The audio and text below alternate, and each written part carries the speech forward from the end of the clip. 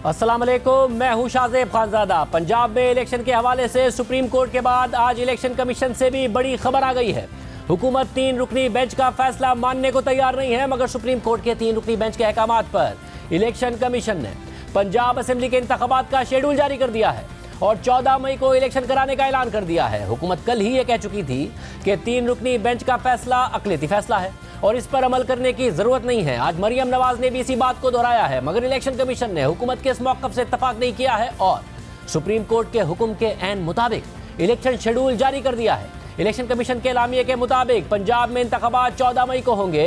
कागजात नामजदगी में अपीलें दायर करने की आखिरी तारीख 10 अप्रैल होगी। अपीलेट ट्रिब्यूनल अपीलों पर फैसले 17 अप्रैल तक करेगा और उम्मीदवारों की नजरसानी शुदा फहरिस्त 18 अप्रैल को जारी हो जाएगी। कागजात नामजदगी वापस लेने की आखिरी तारीख 19 अप्रैल होगी और उम्मीदवारों को इंतखाबी निशानात 20 अप्रैल को जारी कर दिए जाएंगे।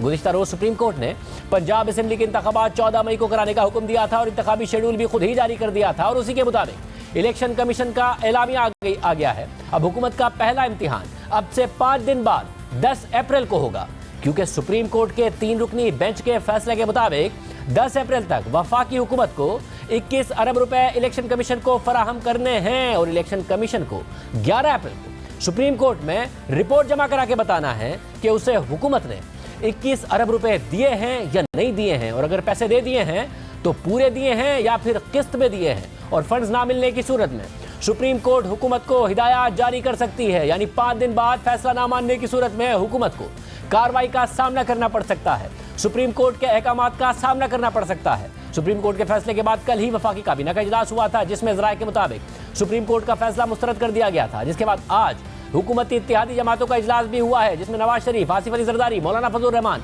और मरियम नवाज समेत तमाम इत्तेहादी जमातों के रहनुमा शरीक हुए। इजलास से खिताब करते हुए वज़ीर आज़म शहबाज शरीफ ने कहा कि मुल्क में इस तरह का खिलवाड़ पहले नहीं देखा गया। कौमी असेंबली से एक करारदाद पहले ही पास हो चुकी है, कल उम्मीद है कि एक और करारदाद ऐवान में पेश होगी। एक करारदाद पहले ही पास हो चुकी है, कल उम्मीद है कि एक और करारदाद हाउस में पेश की जाएगी। इस तरह का खिलवाड़ पहले कभी देखने में नहीं आया। देखती आंख ने इस तरह का एक इंतहाई भयानक मंजर पहले कभी नहीं देखा।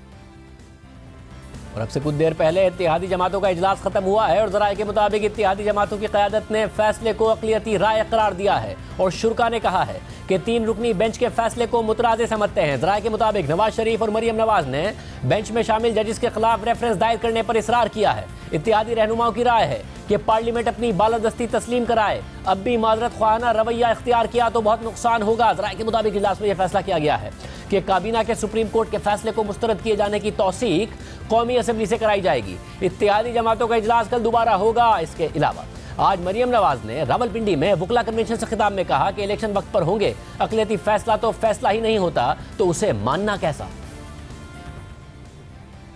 जो फैसला सुप्रीम कोर्ट के जजेस की अक्सरियत नहीं मान रही, हमें कह रहे हैं कि वो फैसला मानो। वो जजेस जिन्होंने फैसले पे इतराज किया था या जिन्होंने बेंच इतराज किया था कानूनी नुकात के ऊपर, उनको आपने बेंच से बाहर बैठा दिया और वही हम नवार हम ख्याल जजेस को अपने बेंच में डाल दिया। जजेस ने जब आप पे फैसला छोड़ा तो आपने ये फैसला किया। अगर ये बात होगी तो उस फैसले से होगी जिसमें आपने आइन को रीराइट किया। इमरान खान को 25 अरकान देने के लिए आपने आइन को, कॉन्स्टिट्यूशन को रीराइट कर दिया। उसको पंजाब की हुकूमत प्लेटर में रख के दी कि लो बेटा तोड़ दो, क्योंकि वो एक टाइमलाइन बनाई हुई है ना कि तब तक इंतखाबात होने जब तक ऊपर सहूलतकार बैठे। इलेक्शन कमीशन का भी रोल आपने ले लिया, डिफेंस मिनिस्ट्री का भी रोल आपने ले लिया, हुकूमत का रोल भी आपने ले लिया, पार्लियामेंट का रोल भी आपने ले लिया, प्राइम मिनिस्टर का रोल भी आपने ले लिया, फाइनेंस मिनिस्ट्री का रोल भी आपने ले लिया। तो अगर आपने सियासत करनी है तो फिर पार्लियामेंट जो है वो कानूनी फैसले पार्लियामेंट कर लेती। इस असद उमर से तजावीज सुप्रीम कोर्ट ले रहा था, उस असद उमर को, उस फाइनेंस मिनिस्टर को उसकी अपनी जमात ने उठा के बाहर फेंक दिया था और ये फिक्स मैच था। असद उमर वहां बैठे थे, उनको कहा गया असद उमर साहब आप आए।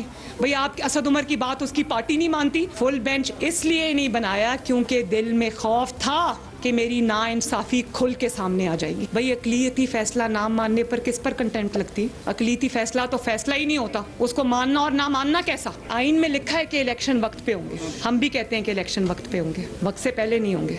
जो आइन का इतलाक पंजाब पे होता है, उसी आइन का इतलाक खैबर पख्तूनख्वा के इलेक्शंस में क्यों नहीं होता?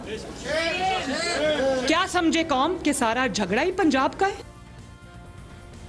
पीपल्स पार्टी भी सब में नून लीग के साथ खड़ी नजर आ रही है। पीपल्स पार्टी के चेयरमैन बिलावल भुट्टो जरदारी ने कहा है कि इदारे में चंद अफराद जिद पर उतर आए हैं, सियासत कर रहे हैं। अगर सियासत करनी है तो तैयारी पकड़े, हम मुकाबला करेंगे।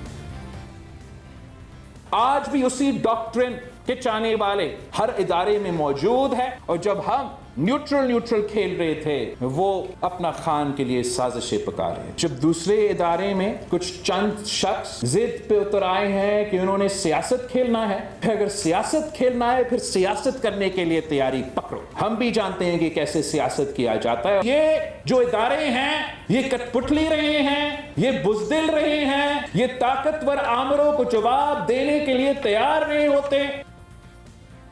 तहरीक इंसाफ ने हुकूमती इत्तेहादियों से राब्ते का फैसला किया। परवेज इलाही ने एमक्यूएम से राब्ता होने का दावा भी किया, मगर आज कौमी असम्बली में खिताब करते हुए एमक्यूएम के रहनुमा और वफाकी वजीर इंफॉर्मेशन टेक्नोलॉजी अमीनुल हक ने कहा है कि 14 मई को इलेक्शन कराए जाते हैं तो इस पर सवाल उठेंगे। फैसले में साफ नजर आ रहा था कि तराजू के पल्ले बराबर नहीं है। किसी लाडले को सपोर्ट करने की बात की जा रही थी। जब आप 90 डेज इलेक्शन की बात करते हैं पंजाब के लिए, तो वाई नॉट द केपीके। ये बात नजर आ रही है कि आप किसी को सपोर्ट करना चाहते हैं, किसी को बैठाना चाहते हैं। अगर ये इलेक्शन कराया जाता है, जो कि 14 मई की डेट दी गई है, अक्टूबर में या नवंबर में जनरल इलेक्शन होने जाएगा, तो यकीनन वहाँ का बैठा हुआ चीफ मिनिस्टर उस जनरल इलेक्शन को इन्फ्लुएंस करेगा। कायदे कानून के हिसाब से election commission of Pakistan delimitation के लिए 4 महीने लेता है। उस 4 महीने के बाद यकीनन जनरल इलेक्शन का इनेकाद हो सकता है। जबकि इमरान खान ने अदालती फैसले को खुशामदीद कहते हुए कहा है कि अगर इस्टेब्लिशमेंट से मैंने कहा कि मुल्क चलाने का रोड मैप बता दें तो मैं अक्टूबर तक इंतजार कर लूँगा। वो लंदन के अंदर प्लान बनता है, उधर से फैसला होता है कि लेवल प्लेइंग फील्ड क्या होगी, इमरान खान को कैसे रास्ते से हटाया जाएगा, फिर नवाज शरीफ कैसे आएगा, फिर उसके कैसे रास्ता हमवार होगा, तहरीक इंसाफ को कमजोर किया जाएगा, क्रश किया जाएगा। फिर वो जब सारा तैयार हो जाएगा और इनका ख्याल है कि अक्टूबर तक सब कुछ तैयार हो जाएगा और फिर इलेक्शन करवाए। इसमें पाकिस्तान का कुछ नहीं है, हमारे मुल्क का कोई लेना देना नहीं है इस लंदन प्लान में। मैंने तो जलसे में भी कहा मीनार पाकिस्तान में। आप मुझे ये बता दें कि पाकिस्तान का इसमें इलेक्शंस डिले करने में कोई फायदा है? आपके पास कोई रोड मैप है? मैंने एस्टेब्लिशमेंट से भी कहा, मुझे ये बता दें आपके पास कोई मुल्क के लिए रोड मैप है कि जो मुल्क दलदल में फंसे जा रहा है, जो हम हर रोज नीचे गिरते जा रहे हैं, जो माशी हालात बिगड़ते जा रहे हैं, कोई आपके पास रास्ता इससे निकालने के लिए मुझे बता दे। मैं आपके साथ अक्टूबर तक ही इंतजार करूंगा इलेक्शन। तहरीक इंसाफ के रहनुमा फवाद चौधरी ने कहा है कि काबीना की जानिब से सुप्रीम कोर्ट का फैसला ना मानने का एलामिया आइन से बगावत है। बुजरा ने इज़हार ताल्लुकी नहीं किया तो रेफरेंस दायर कर दिया जाएगा। इसके अलावा पंजाब में 14 मई को इलेक्शन करने के सुप्रीम कोर्ट के फैसले के बाद तहरीक इंसाफ ने खैबर पख्तूनख्वा में भी इलेक्शन के इनेकाद के लिए सुप्रीम कोर्ट में रिट दायर करने का फैसला किया है।